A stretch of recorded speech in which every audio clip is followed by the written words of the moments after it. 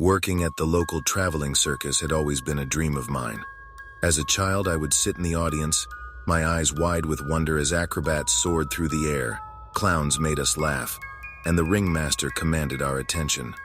When I turned 18, I finally got my chance to join the circus crew. Little did I know this dream would soon turn into a nightmare. I arrived at the circus grounds early on a misty morning. The air was thick with excitement as the performers and crew bustled about, preparing for the day's shows. The circus was known for its peculiar acts, from the fire-breathing juggler to the contortionist, who could bend her body in ways that defied logic. But the star of the show was always the enigmatic fortune-teller, Madame Zara. She was rumored to have mystical powers and had been with the circus for as long as anyone could remember. My job was to assist with the setup and maintenance of the various tents and props. It was hard work, but I relished the opportunity to be part of something so magical. As the days turned into weeks, I grew closer to my fellow crew members. We were a tight-knit group, like a family brought together by our shared love for the circus. The first few weeks went by without a hitch. The performances were a hit, and the audience was captivated by the spectacle. However, as time passed, I began to notice strange occurrences around the circus grounds.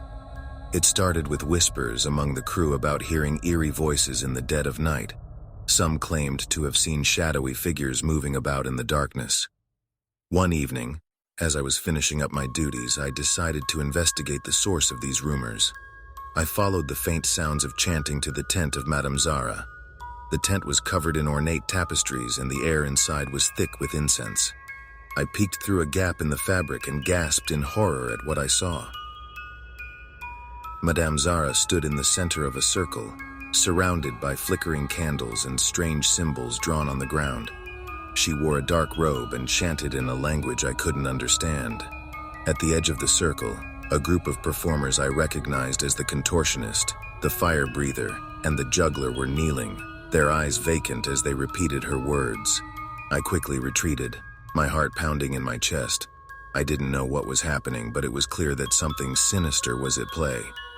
I couldn't keep this to myself, so I confided in my closest friend among the crew, Jack. He was as shocked as I was and suggested we gather evidence before confronting Madame Zara. With one final desperate effort, Mr. Thorne lunged at Madame Zara, plunging the dagger into her heart. She let out a blood-curdling scream, and her body disintegrated into ashes, leaving behind nothing but a faint, foul odor. With Madame Zara's demise, her dark magic dissipated, releasing the performers from her control. They collapsed to the ground, exhausted and disoriented. We rushed to their side, helping them regain their strength.